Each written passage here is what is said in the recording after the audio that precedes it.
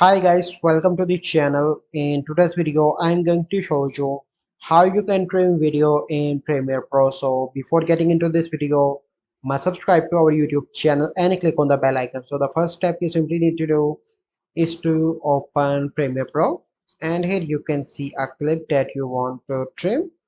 So I'm going to trim that video from the last. So you simply need to access the last point of the video, and here you can see a mark that you simply need to hold from the left mouse cursor and drag it here, and here you can see that that part of the video is removed. And if you want to remove from the head, you simply need to come onto this part, and here you need to hold that video and you can trim like this. So here you can see that. So this is the process by which you can trim video in Premiere Pro. So I hope you find this video helpful. If you find this video helpful, must like this video, subscribe to our YouTube channel for future videos. We'll see you in the next video. Thank you. Have a good day.